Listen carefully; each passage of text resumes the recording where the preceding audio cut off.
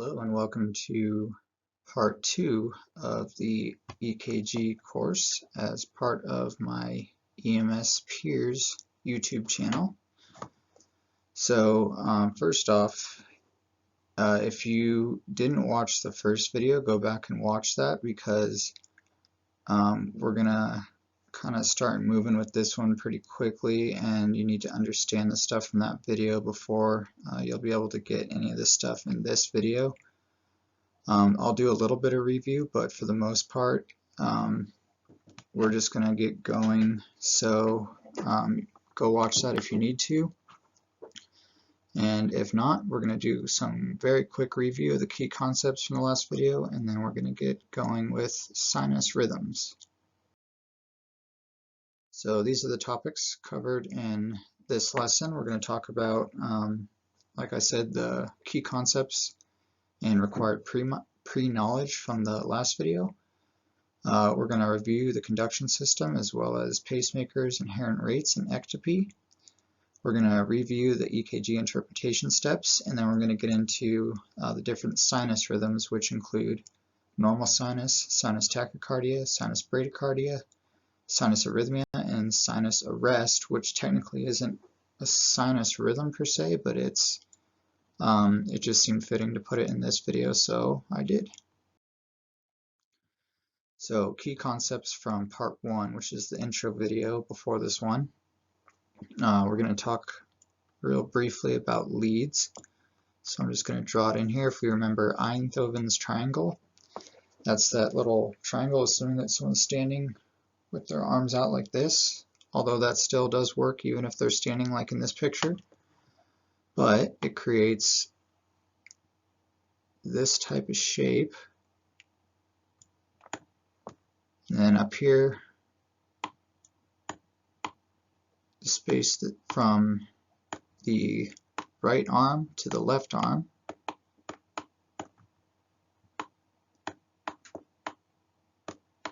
Right here is lead 1. From the left arm to the left leg is lead 2. And from the right arm to the left leg is lead 3. So the heart, obviously not proportional or drawn very well, is right there. So it measures the electrical activity between these electrodes. And I'm going to just draw it over here. 1, 2, and 3. So that way I can erase this stuff so we can talk about electrode placement.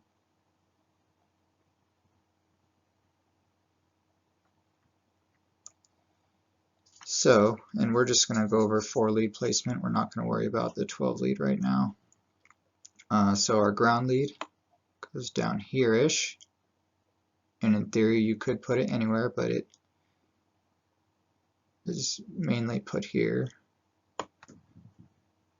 Then we have, I'm going to use purple for the right arm lead just because a white one won't work because it's a white picture.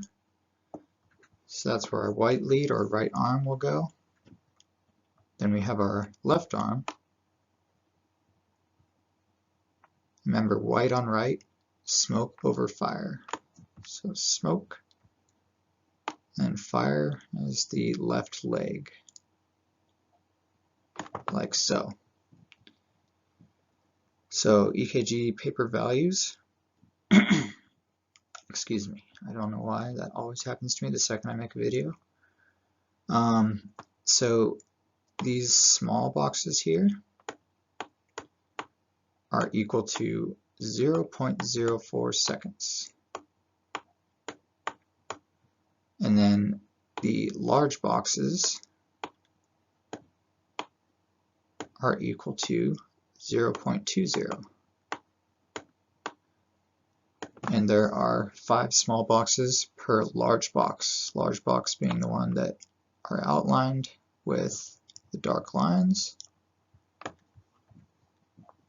And then up and down is like millivolts in more commonly millimeters, but that's not really pertinent to this lesson, so we're not going to worry about that.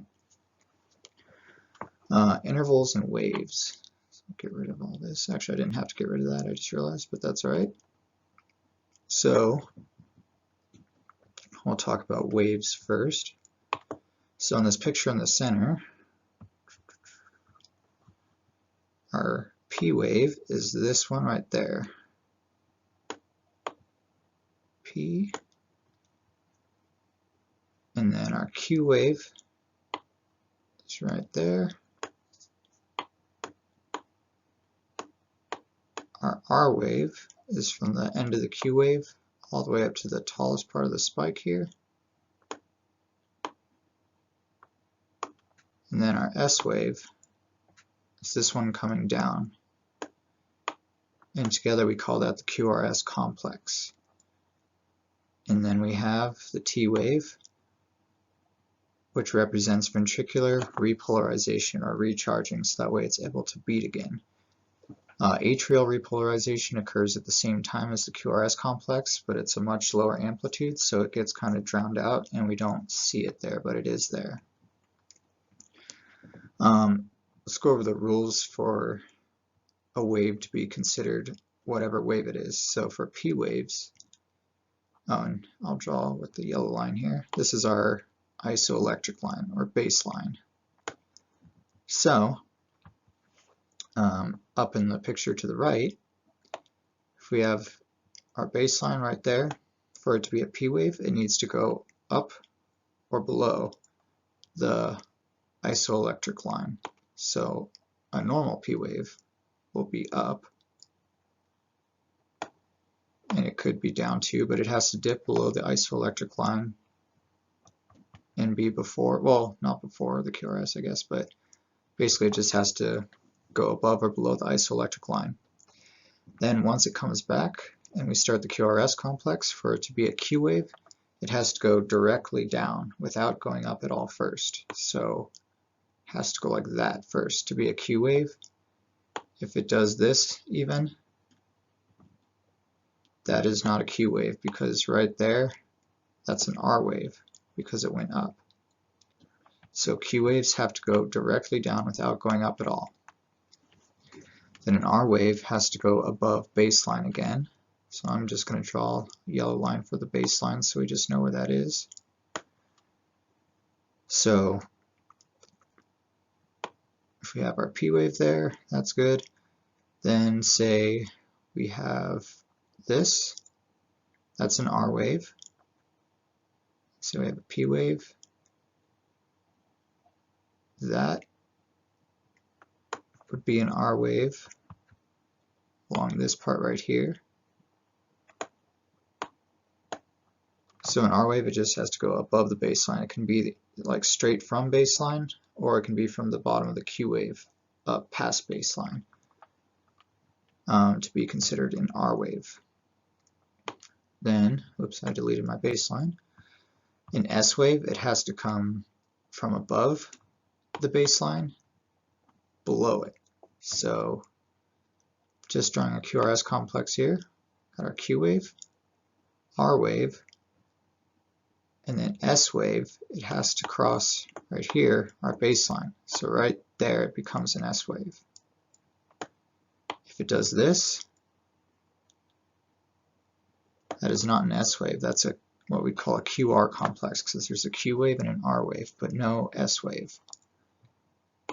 If we have this, that's an RS complex, so we have an R wave and an S wave. Because there's no Q wave, it doesn't dip down from baseline immediately, but it does go up right here, so that meets criteria for an R wave. Then coming down, still an R wave until right here, it goes below baseline, and therefore it's an S wave.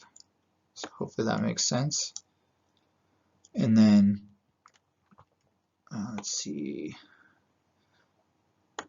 and then T waves just after the, excuse me, come after the QRS. That's pretty much it. Like for this lesson, we don't really need to know much about that. I'll get into that maybe later. So let's talk about intervals now. So I'll just draw a little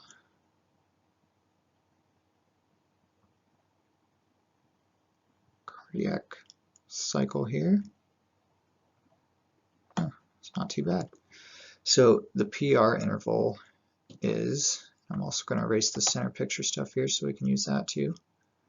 The PR interval is from the start of the P wave right here to the beginning of the QRS complex.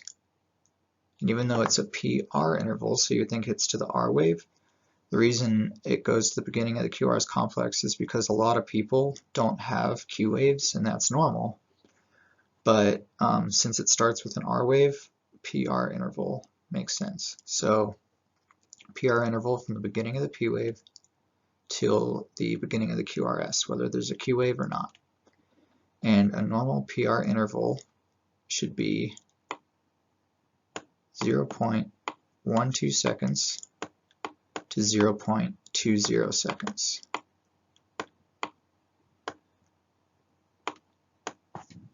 And so that's going to be anywhere from 3 small boxes, like that, 3 to 1 large box. 1 large. But the main thing is that it is less than 1 large box or 0.20 seconds. So as long as it's less than this big box, that's considered normal.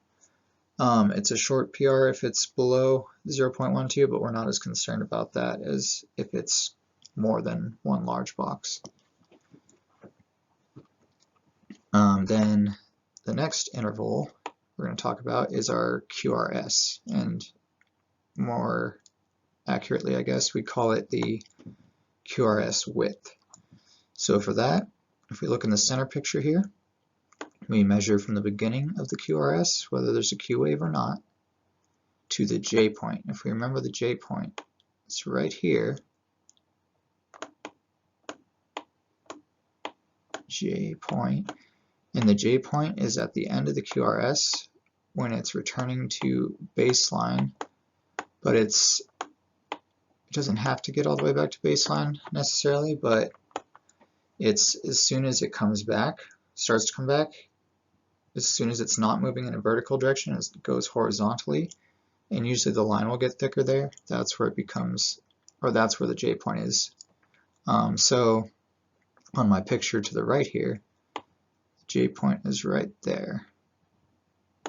So we measure from the beginning of the QRS to the J point, and that width should be 3 small boxes or less, which equals out to less than 0.12 seconds. All right. And then QT interval, there's a few reasons, but we're not really going to, oh, I didn't mean to erase that. We're going to not really talk about that here because it's definitely not important for this video, and there's also, it's kind of a weird thing to say if we can do that accurately, just because usually the monitor will do it for you, and it's pretty accurate with that. And we'll talk about it in another video, and you'll see why it's kind of a weird one, so we're not going to talk about that. But real quick, the last one we're going to talk about is the RR interval. So if we have, I'll just draw 3 beats here.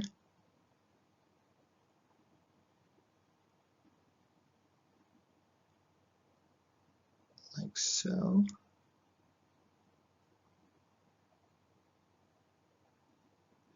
So the RR interval is what we use to determine 2 things, regularity and rate. So we measure from the peak of the R wave, so there to there to there, and we see if this distance between the R waves is at least somewhat close to being equal. It doesn't have to be exact, but fairly close, and that will determine whether the rhythm is regular or irregular, and also we can use that to calculate heart rate. So if it is regular, the way we can do it is we look for an R wave peak that falls as close as possible to it being directly on one of these dark lines, like right here. Then from there we count dark lines until the next R wave. So let's say we have one right here. We would count that down. I'll do this in green. So we would start at this one, then this one right here. Oops. That would be 300. Then we'd have 150. 150. Then this one would be 100.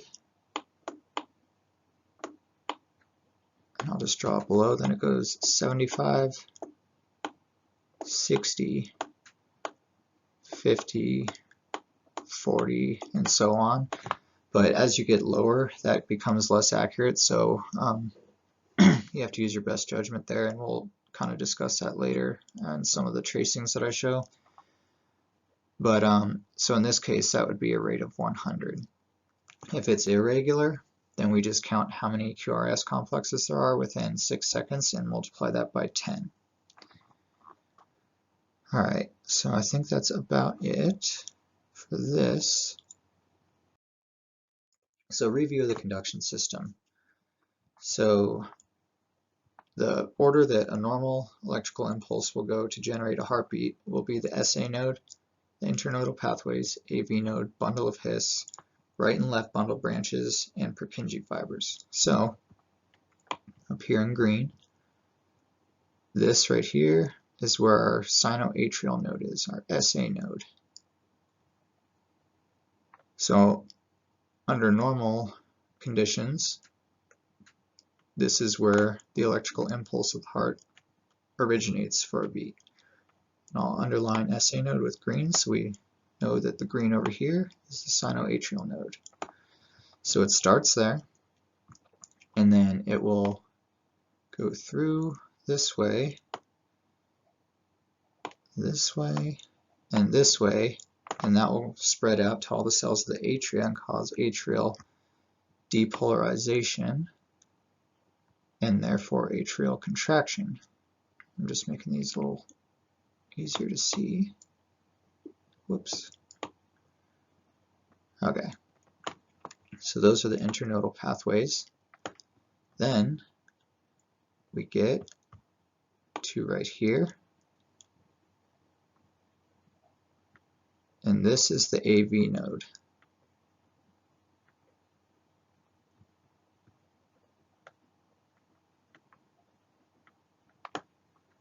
AV node. And that's kind of the gateway between atria and ventricles. So the impulses, unless you have a certain weird condition like Wolff-Parkinson-White, which we'll talk about in the advanced class, the impulses have no way to get from the atria down to the ventricles except through the AV node. So we'll do next one. So once they do go through the AV node, they come through this thing like this, and this is called the bundle of His. Bundle of HIS, His. Bundle of His. From there, that will divide into the right and left bundle branches, come down to the apex or the tip of the heart,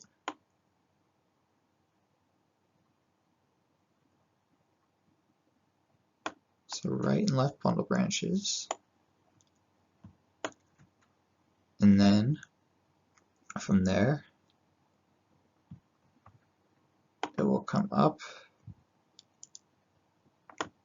this way and spread through all the individual cells of the ventricles called the Purkinje fibers, and that will result in ventricular depolarization or contraction. Oh, I already used yellow. Whoops. Yeah, you get it.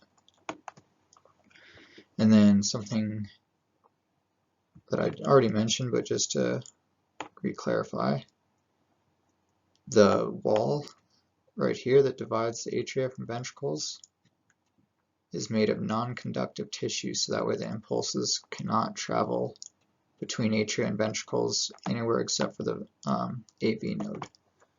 So that is all non-conductive tissue there in blue. So I think that's it for conduction review. Okay, so I lost my webcam there for a second. I don't know if I kept anything that I made up to this point. Oh, sweet, it looks like I did. I don't even know, maybe the audio kept going that whole time and there was just silence, but that's what happened. Anyways, back to what I was talking about. Yeah, inherent rate is just whatever rate something will fire generally when it's functioning as a pacemaker, although it can be outside of that range. So next we're going to talk about ectopy or ectopic beats. So there are two causes to ectopic beats, and that's irritability and escape. So irritability comes early in the cardiac cycle because somewhere just becomes irritable and it takes over and generates a beat just for once, maybe twice, sometimes 3 times. But the point is it doesn't make a sustained rhythm or a sustained, it doesn't take over as the pacemaker for a sustained amount of time. It's just a few beats at most, usually 1 or 2. And so down here, if I draw that, that's normal, that's normal, that's normal. Then we have a site that becomes irritable, takes over, it goes back to normal. So in that case, right there, that would be the ectopic beat. And escape beats are when the heart, all the cells, like I said in the last video, kind of jam out. They're expecting a certain rate, and whenever they fail to receive an impulse at that rate, they can sometimes take over for that beat just to get the heart back in the right swing of things.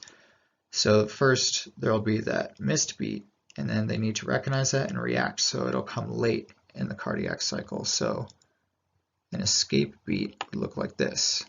It's normal, normal, normal, then it misses it, and there's the beat, and then it goes back to normal. So in this case, that would be the escape beat, and there should have been a beat like right, probably there-ish. Alright, so and if any of the stuff I've talked about so far doesn't make sense, go back to the last video and watch that again, or watch the part that you're confused on, because I explain it a little more clearly there. So the steps of interpretation. First thing we're going to do is look at our RR interval and use that to determine if something is regular or irregular. So yeah, just how, if it's somewhat consistent, then it's regular. If not, it's irregular. Then also using the RR interval, if it's regular, we're going to count the number of lines, and that's the 300, 150, 100, 75, 60, 50, so on, if it's regular. And if it's irregular, we're going to count the amount of QRS complexes in 6 seconds and multiply that by 10. Next, we're going to look at our P waves, and we want to see, are they, most of all, are they present? And if so, we want to look to see if there are extra or missing ones. My dog has an itch that she's scratching. So we want to see if there's any extra beats or extra P waves or missing P waves. And then we're going to determine if it's a sinus P wave, which we're going to talk about next, so I won't talk about that right now. Then we're going to count our intervals, which would be or measure our intervals, which would be PRI, PR interval, and QRS width, mainly. There is QT, but again, we're not going to talk about that, at least not now. And then with all that information that we got, we'll be able to name what type of rhythm it is, whether it's atrial, sinus, junctional, or ventricular. So morphology is a term that we didn't discuss in the last video, which we should have, but I forgot. So morphology is just a fancy word for characteristics of an EKG. So there's two types that we can refer to something as. It can be either monomorphic or polymorphic. So it has a monomorphic morphology or polymorphic morphology. Monomorphic means that each either whole cardiac cycle, like PQRST, looks just like all the other ones, or you might refer to it as like just the QRS complex has a monomorphic or polymorphic morphology. But I'll just draw some things here for example. Excuse me. So even though this is sinus rhythms, I'm going to just draw two ventricular rhythms because it's just a little easier to explain. So there's one ventricular rhythm that looks like this, and it's called VTach, or ventricular tachycardia. So if you notice, all these look the same. These are QRS complexes. We don't see the P waves or anything. But all of these QRS complexes look the same. So therefore, we would refer to that as being monomorphic. So the morphology of these QRSs are monomorphic. Then we have another ventricular rhythm that looks kind of like this.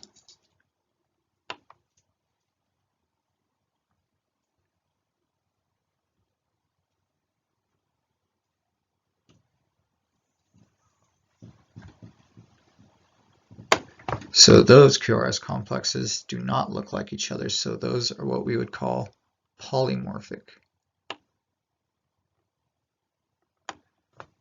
So the top one, that's a ventricular tachycardia, fast ventricular rhythm that is a monomorphic rhythm.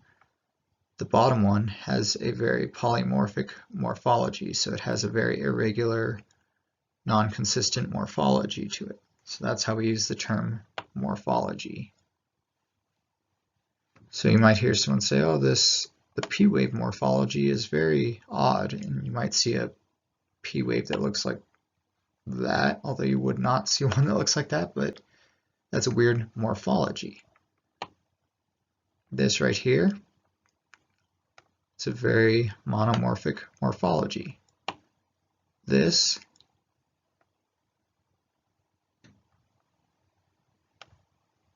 that would be a very polymorphic morphology. So monomorphic, polymorphic. So now we're going to talk about sinus P waves. So once we look at a rhythm, we determine it's regular, we see that P waves are present. We'll check to see if there's any absent ones or extra ones.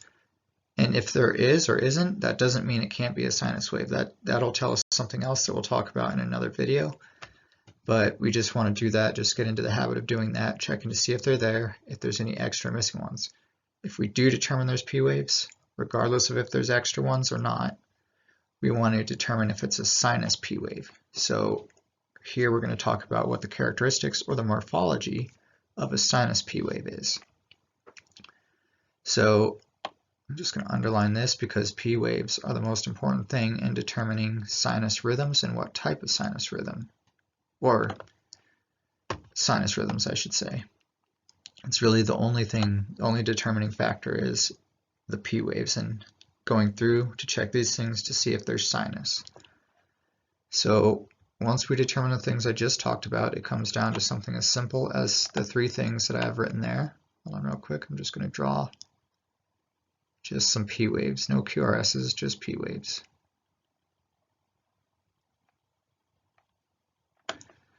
Okay, so first thing we want to determine is, are they upright? So that's based on our baseline, or isoelectric line, which is right there about. So are they upright, meaning are they above that baseline? If so, then they are upright. Are they round? And round doesn't have to be perfectly round, just somewhat round. So that one is almost perfectly round. But sometimes you'll see ones that are kind of a little pointy like that, and that's fine too. The main thing is that they're monomorphic. So if they are all like this one is right here, we just want to make sure that they're all monomorphic. So they all have the same appearance, same characteristics. So this one, round, then symmetrical. For symmetrical, if we draw an imaginary line down the center of it, is this side equal in appearance to this side? If they are equal, then it is symmetrical. So if we have all those things, then that is what we would call a sinus P wave. And once you determine that there is a sinus P wave, all that you need to determine what type of sinus rhythm is rate and regularity. That's it. So learn these steps really well, go over these, make sure you understand these well, and then after that, as long as you can identify sinus P waves to figure out which sinus rhythm it is, all you need to do is check the rate and regularity and you'll know which one it is. It's as simple as that. So let's practice identifying sinus P waves. I'm going to draw some up on here and we're going to go through these three things. And this is assuming we've already identified they're present and we've checked for absent ones or extra ones. And when I say absent, if we have identified they're there, that would be like there's not one before QRS. So we want to see that there's one P wave per QRS without extra or missing ones. If there are extra or missing ones, that doesn't mean it's not a sinus rhythm. Again, that's something that'll tell us something that we'll talk about in later videos. We're just getting in the habit of checking those things. But once we determine there are present P waves, these three things are what we're going to check to determine if it's sinus. So I'm just going to draw some P waves and we're going to figure out if they're sinus or not. And no QRSs, just P waves.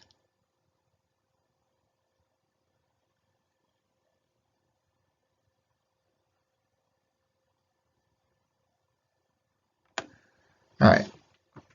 So are they upright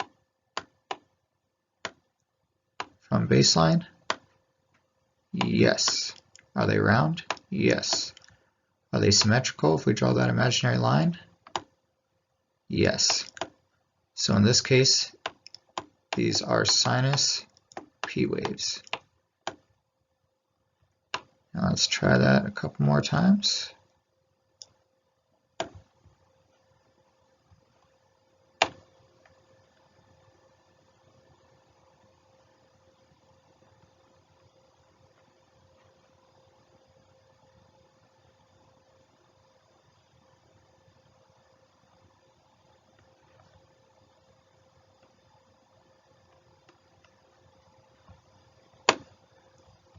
All right, are they upright? Most of them, but no, because this one is not. So already not a sinus P wave. But are they round? Or are they round some, but also no for most of them? Symmetrical, this would be the only one that is, but that's still, so this one would probably be a sinus. This one right here would probably be from the sinus node, but the rest of these no, so overall no. So these are not sinus P waves, except maybe that one we talked about.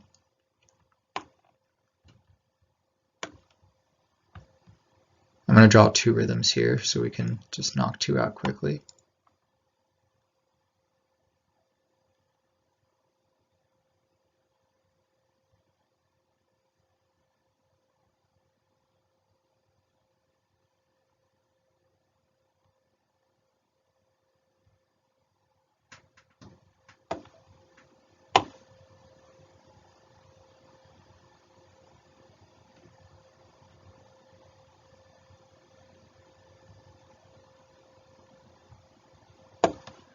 Alright, top one, is it upright?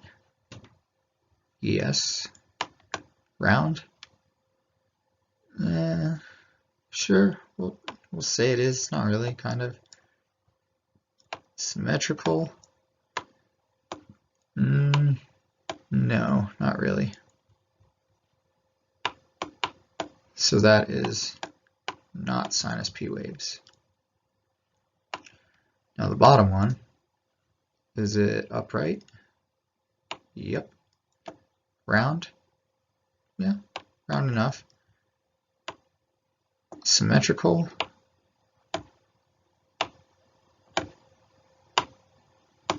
Yep. So this one is sinus P waves. All right, so like I said, get really used to what you're checking for and what that looks like in the last slide and this one. Get really, really good at it and understand it well. And that will make identifying sinus rhythms super easy. So just that's one of the biggest things from this video to take away is identifying sinus P waves. So now we're going to talk about our first sinus rhythm, and that would be a normal sinus rhythm. There's only 3 criteria. It needs to have sinus P waves, needs to be regular, and it needs to have a rate between 60 and 100, the inherent rate of the SA node. So if we use this picture for example, checking regularity from RR intervals, boom, boom, kind of hard to see, but that looks regular. Are the P waves sinus? Well, are they upright? Yep. Round? Yep. Monomorphic to each other? Yep. And are they symmetrical? If we draw a little imaginary line? Yep. So that they are sinus. And the rate, it's kind of hard to see, but from this one, if we go 300, 150, then I think there's one right there that's 100. So it's just below 100. So that is within normal range. So therefore this would be sinus rhythm. I'm going to plug my computer in before it dies and I lose this whole presentation. I don't know if it's going to die, but in presenter mode I can't see if it's going to, so better be safe than sorry.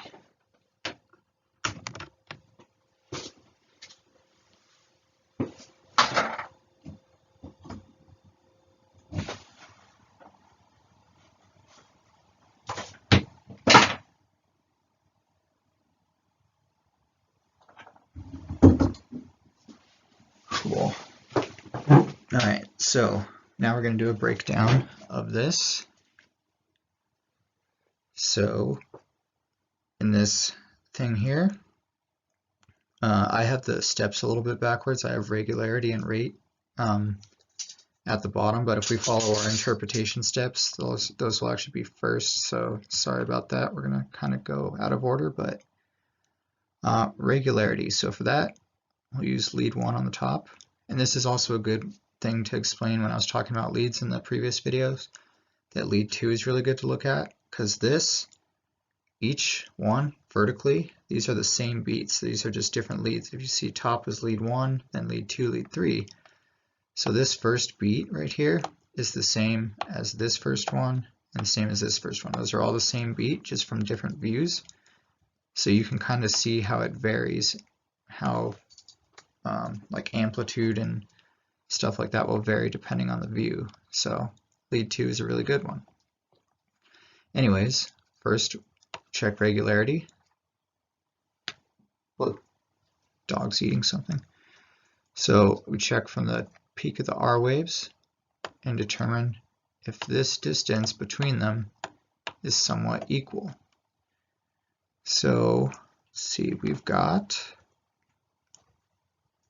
like 1, 2, 3, about 5-ish or 4-ish large boxes between each. So yeah,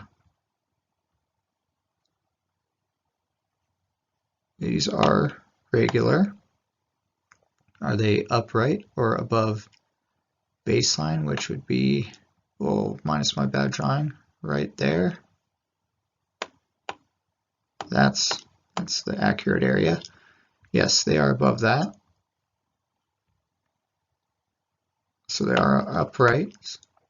So we're determining if they're sinus. Are they round? And we can look in any lead for this. Are they round? Yes. Are they symmetrical? Let's see. Let's use this one. Well, my thing's going to be like just as wide as them, so it's can't really tell if I do it like that. But yes, they are symmetrical, so they're sinus P waves. Now all that matters is regularity and rate. We already know it's regular, so let's calculate the rate. And we should be able to count in dark lines since it is regular. None of these fall like exactly on a dark line, so we're just going to go with one that's close, which would be like this one. So close enough, but we'll just measure to that same square in each box. So right here would be 300. Right here would be 150. Right here would be 100. Then right where it is, right there, would be 75.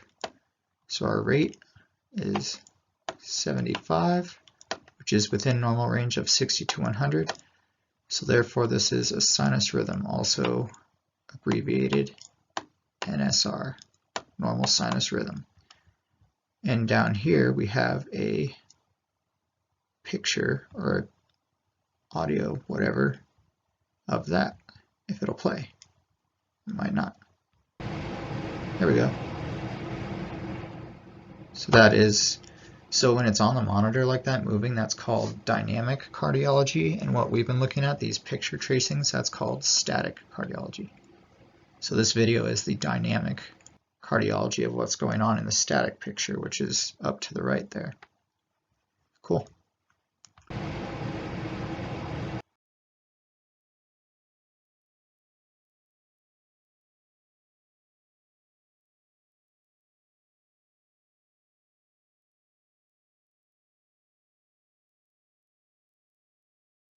So now, sinus tachycardia. The criteria for that are sinus P waves, regular, and above 100. So it's exactly the same as normal sinus like we just talked about. The only difference is the rate is going to be above 100. So, again, sorry for going out of order, but let's determine if it's regular. So measure from RR interval, like that. Got about 2 large boxes-ish between each. So yes, it is regular. Now, we're going to determine our rate real quick, because that's also the order that we would go in. So because it's regular, we can use these lines. So this one right here is a really good one because it's perfectly on it. So we got that, 300, 150. So our heart rate is 150. So above 100, not 60 to 100. Now, do we see P waves? Yes, we do. Any missing or extra ones? Doesn't matter if there are, we just want to note that. Nope, no extra ones, no missing ones. Now we want to determine, are they sinus? Are they upright? Yes, they are. Are they round? Yep. Are they symmetrical? You betcha. So that would mean that this is sinus tachycardia, or sinus tach. And then here's the dynamic cardiology of that, of sinus tachycardia.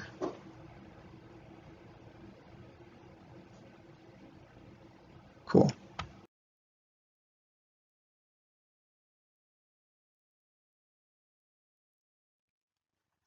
Sinus bradycardia, exact same criteria as normal sinus and sinus tachycardia.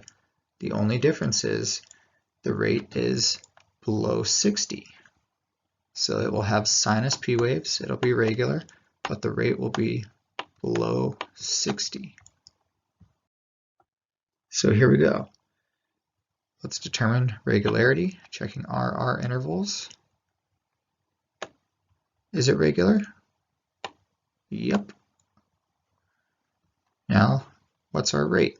Since it's regular, we can do something that falls on a dark line, which this one right here is perfectly on a dark line. So we've got 300, 150, 100, 75, 60, 50, 40 is what this says, and since this is a 6-second strip, that's about accurate because we've got, if we use the other method for counting, we've got 4 visible complexes here, QRS complexes, multiply that by 10, and yes, that would be 40. So 40 beats per minute.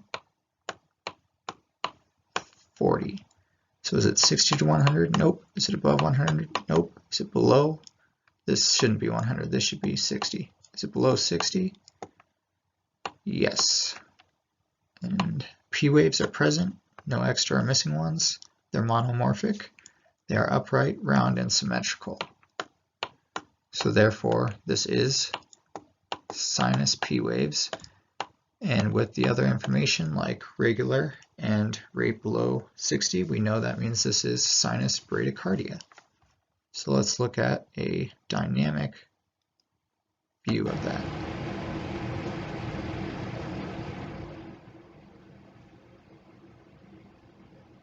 Cool. All right, sinus arrhythmia. So sinus arrhythmia has the exact same criteria as normal sinus, sinus tachycardia, and sinus bradycardia. The only difference is it's irregular. Everything else is the same. So it will have sinus P waves, but it will be irregular, not regular, and rate will be between 60 and 100. Then there's my personal opinion, which I'll discuss afterwards about that, but textbook-wise, 60 to 100 as a rate. So let's break this down. RR interval. Does that look like a consistent RR interval? No, it doesn't. So therefore, we would consider this to be irregular. Now this is a 6-second strip, so we're going to count how many, whoops, I didn't mean to do that. We're going to count how many QRS complexes there are and multiply it by 10. So we have 1, 2, 3, 4, 5, 6, 7, 8, 9. So 9 QRS complexes. So that would make this rate 90 beats per minute, which is within our 60 to 100 range. So, is it regular? Nope. Is it irregular? Yup. Rate 90. Now, P waves are present. We don't have any extra or missing ones. So we're going to determine if there's sinus. Are they upright? Yep. Are they round? Yep. Are they symmetrical? Yep. And they're monomorphic. So with that information, we would know that this is a sinus arrhythmia. And I'll play the dynamic illustration of that. And this is my opinion, like I was saying, even though textbook-wise it says that it has to be between 60 to 100, honestly, if it's sinus P waves and it's out of the normal range, I'd still call it a sinus arrhythmia. Some people will tell you that I'm wrong and they'll say, no, that's not right. Maybe it's not, but it's just, I mean, if it's sinus P waves, it's a sinus arrhythmia. Like, I don't know what else it would be. So that's just me though. So if you're taking any tests or you're in school, don't go just saying that because I don't want to make you wrong. That's just my opinion. So sinus arrest is our last one that we're going to talk about. And this is not a rhythm, really. Rather, it's an abnormality within an underlying rhythm. And it's just where the sinus node fails to initiate a beat, so there's just a pause. So we have this.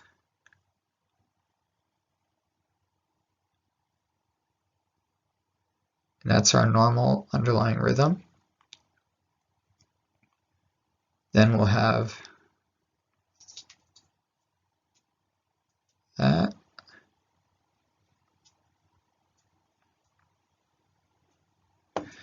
So here to there, there's like a regular R interval. It might not always be that way, usually. And the rate will be within normal range. So this this whole area here will fit within a certain type of rhythm. The only difference, or the only abnormality really, or odd thing that stands out from that rhythm is this right here, this little gap, which that is the pause or arrest. So that's the sinus pause or arrest. And then once you get back over here, it resumes back as normal. So it's just a gap with no activity and then back into normal. So in this case, it would actually, it's not sinus arrest because that's not a rhythm. There is a sinus arrest though in it. So this would be more of a normal sinus rhythm with sinus arrest or sinus pause. So let's take a look at that. And here we have it. So our RR interval here, whoops, even though I totally missed that there, it is regular. We do have sinus P waves because they're upright, round, and symmetrical. So sinus P waves. And I guess that could be different if it's another type of rhythm. However, I can't really have a sinus pause if it's not a sinus rhythm, because how would you, like, if it's an atrial rhythm, that means the beat's initiated in the atria. Like the whole rhythm's technically a sinus pause because there's no sinus activity. So it kind of has to be a sinus rhythm for there to be a sinus pause, but you know, whatever. But, and also I wouldn't personally, I wouldn't call it a sinus arrest or pause if it's a sinus arrhythmia, just because there's so much irregularity that could just be a long pause, like a long part between beats that's part of the irregularity rather than a sinus pause. But I don't know if you could really differentiate that, but that's another one of my opinions, which I'll try and tell you when I have, because I could be horribly wrong. So take my opinions with a grain of salt. I'll tell you textbook facts and things that are certain, and then I'll warn you when I give my opinions, which may or may not be correct. So next we want to calculate the rate. This one right here falls perfectly on a dark line. We've got 300, 150, 100, then 75. So this is probably somewhere around like 90s, 80s. So 90 to 80. And yeah, so this would be a normal sinus rhythm. However, right here, nothing's going on. So that would be our arrest or pause, sinus arrest or sinus pause. So this is a normal sinus rhythm with sinus arrest.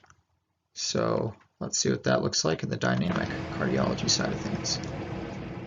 Get my laser pointer out. So we're good, we're good. Oh, there's a pause. We're good. There's a pause. We're good. There's another pause. We're good, we're good. Good, good, good, good, good, good, good, good, good. Pause. Good, good, good, good. Pause. All right. So final practice. We're going to go through a few EKGs together here and break them down and make sure we all understand sinus rhythms. And these are two different ones if you couldn't tell that. So let's do the top one first using our 5-step approach. So first, is the rhythm regular?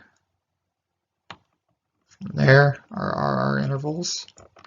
It's about 2-ish, a little over 2 large boxes each. And to me, yep, that looks regular.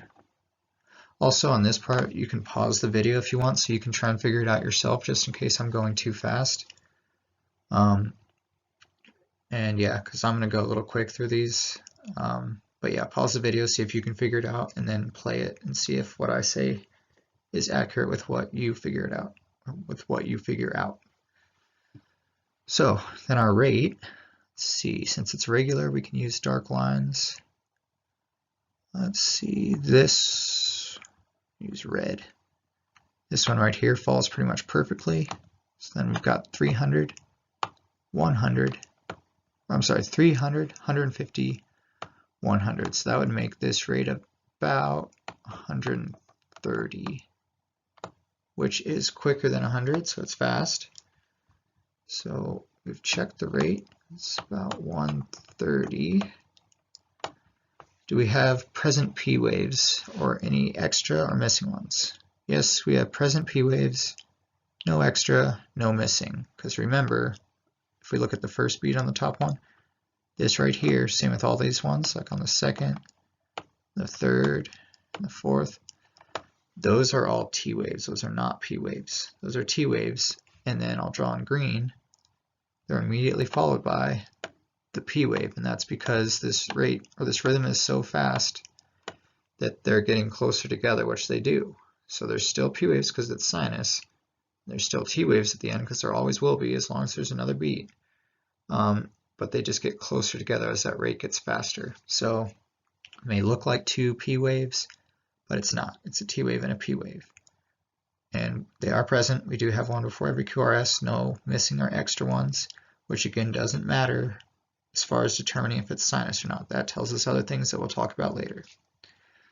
So P waves are present, and let's determine, are they sinus P waves or not? So are they upright? Yes. Round? Yes. Symmetrical? Yes. So they are sinus P waves. Then we're going to determine our intervals. So in blue, on this complex here, this rhythm cycle thingy, let's measure our PR interval. So that'll be from right here, beginning of the P wave, to the beginning of the QRS. And in this one, there is no Q wave. So again, that's why PR interval, why it's called that instead of PQ interval or whatever. So our PR interval, PR equals, let's go to the next one, see, so it's about 3 to 4, so it's that 0.12 to like 0.16 about, which is normal. So PR interval is good. Now let's go with like purple. So in purple, let's measure our QRS complex on this one. So it starts here, beginning of the QRS till the J point, which is like somewhere in here.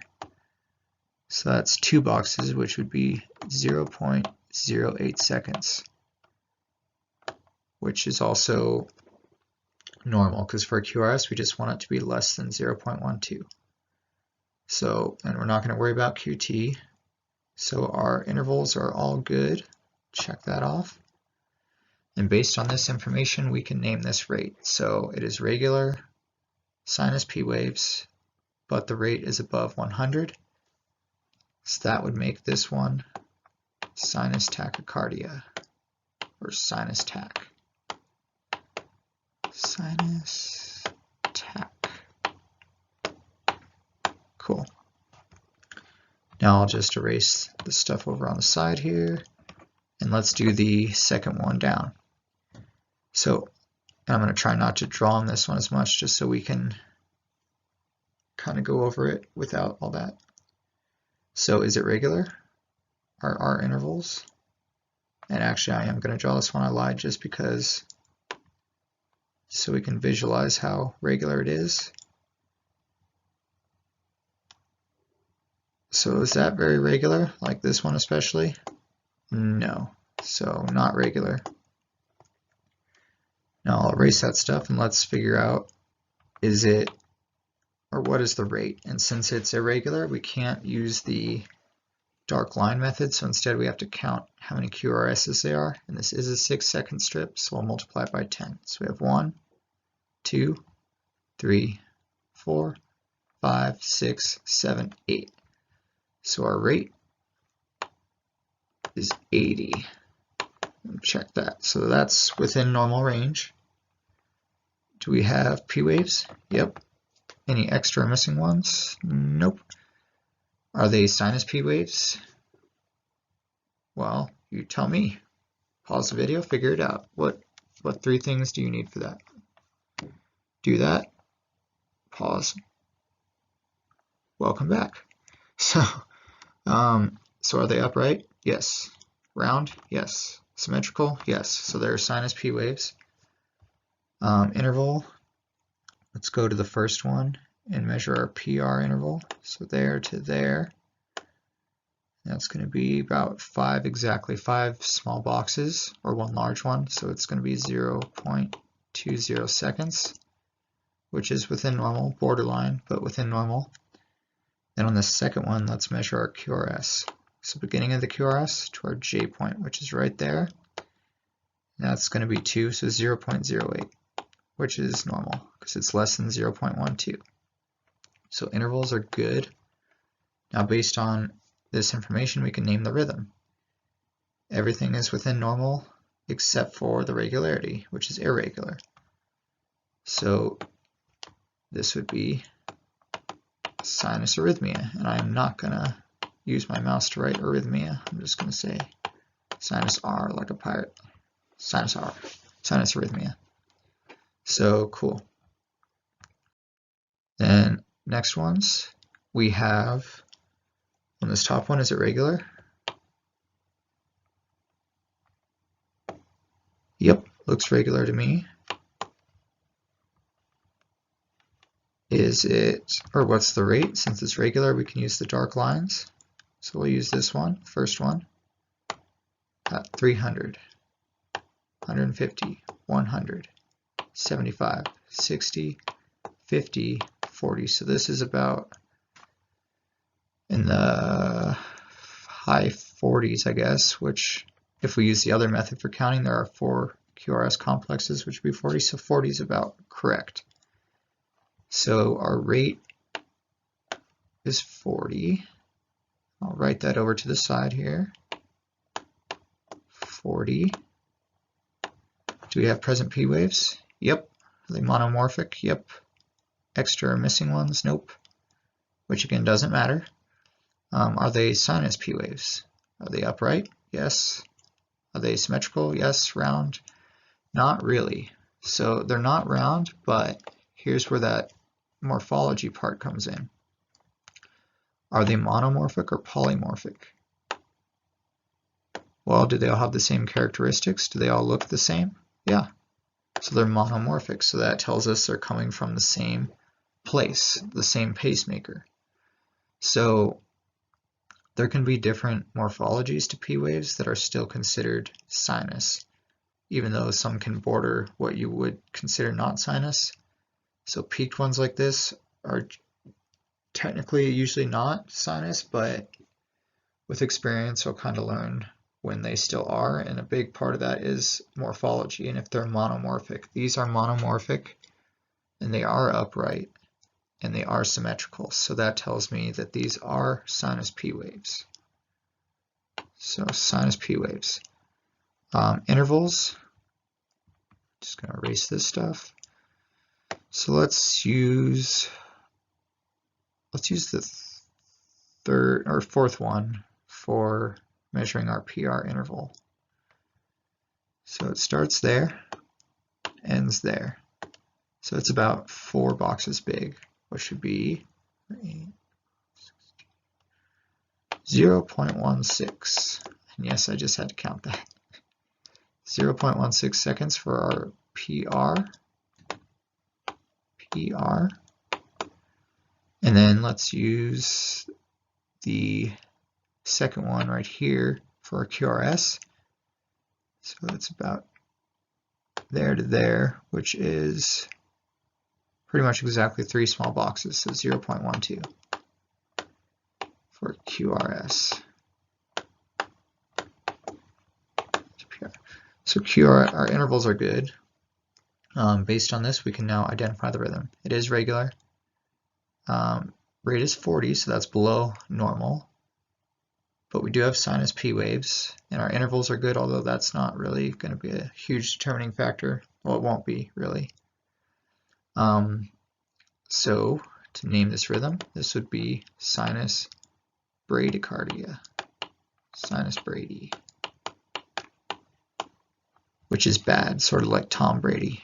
That's how you can remember that. Brady, just slow and not good, just like sinus bradycardia. Tom Brady, sinus bradycardia. They have monomorphic morphology characteristics. They're both bad and slow. I don't like Tom Brady. God, I'm gonna lose if anyone subscribes to my channel. I'm probably gonna lose people for saying that. So I'm sorry if you like Tom Brady. He's you know, I'm sure he's done some good things maybe when people are watching. So our second one, is it regular? Get all that out of the way. Yes, it's regular. Is it, or let's see, regular? Yes. What is our rate? If it is regular, let's use this one. So 300, 150, 100, 75, 60. So our rate is about 60, which is within normal. Do we have present P waves without any, or with or without absent or missing ones? Doesn't matter either way, but is that there? Yes, we do have P waves. There's no extra ones. There's no missing ones. Are they sinus? Yes, because they're upright, fairly round, but they are monomorphic, so that's the big key there. And they are symmetrical. So that means that they are sinus in nature. So we already know this is a sinus rhythm of some sort. And let's see our intervals. Let's use this one for our PR. And I just colored over most of it. It starts right on that dark line and goes to there, which is 4 small boxes. So 0.16 seconds, which is normal. Let's go to this first one to measure our QRS. Boom.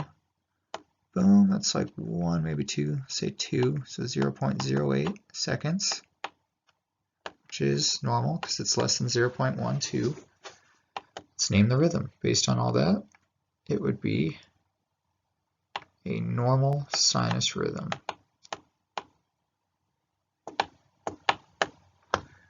Normal sinus. And then real quickly, I'm going to draw one last one at the bottom. I didn't want to create a whole nother slide for it just for one thing, so I'm going to draw it, and you probably already know what it is because it's the only one that we haven't covered in this final practice. This is a free one if you got any of the other ones wrong. Oh no, I wonder why there's such a pause there. Gosh, this is so easy. I should be arrested for making a rhythm this easy. And if you haven't guessed it by now, go get some coffee and watch this again, probably. There we go. That's a sinus arrest. Jing, good job. Okay, so that is, I think, it. Yep, that's it. So still a little long video, but it's nowhere near that first video I made that's like 3 hours or something long, over 3 hours long, something like that. That was rough, that first one, so I told you that from now on it's going to be not as long of videos, and also the concepts are easier. That first one was just hard. That's a hard video. But now, see, not so bad, right? You understand waves, you understand what's going on, conduction, all that stuff, and now you understand more terminology, and that's all that EKGs are from this point on. It's just memorizing this criteria and being able to identify when that criteria is present or not present. And then it's super simple. It's just a matter of memorizing it, and then you'll be able to name the rhythms. It's as simple as that. It's not hard at all. People just get overwhelmed with EKGs because it looks scary and it's intimidating. It looks that way. And at first, learning that basic stuff, it is. But then after that, once you get the hang of that real basic stuff, like the last video, it's not that hard. Like it's pretty easy. And if you're still struggling with it, just keep watching this. Just stick with it. And I promise you, once you do get it, it's going to click like that. And it'll just, all of a sudden, a big light bulb will turn on in your head and it'll make so much sense. And you'll be like, oh, that really wasn't that bad at all. So stick with it if you're struggling. If not, then good job. And I told you so. See, I said it wasn't that bad. And this is going to be how all of it is from now on. Like 12 leads, once we get into the advanced course, There's little bits that will get tricky again, but even so, not really. I still think like what we covered in the last video is the hardest thing in all of EKG. Oh, and my dog's here to say hello now. She's getting impatient because she thinks this video is long, even though it wasn't as bad as the first one. She just wants to go back to our apartment because I'm in my mom's house because I don't want to piss my neighbors off by making these videos and talking loud because I have paper thin walls, and I also had to pick her up, so. But she's ready to go back home, aren't you? Yes, we're almost done. So yeah, that's about it.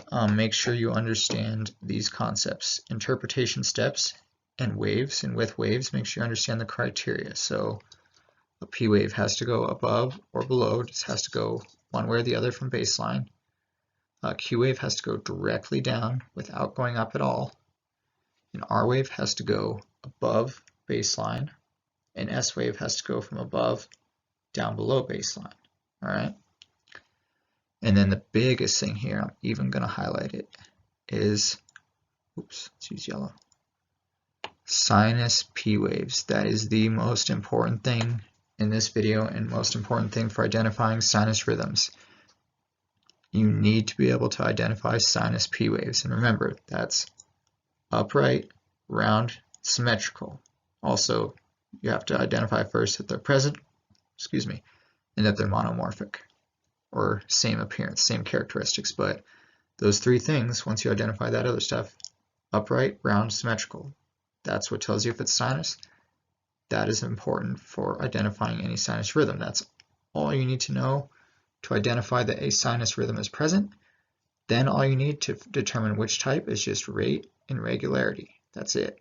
So very simple, very simple. So just learn that, and there's no excuse to not know that very well.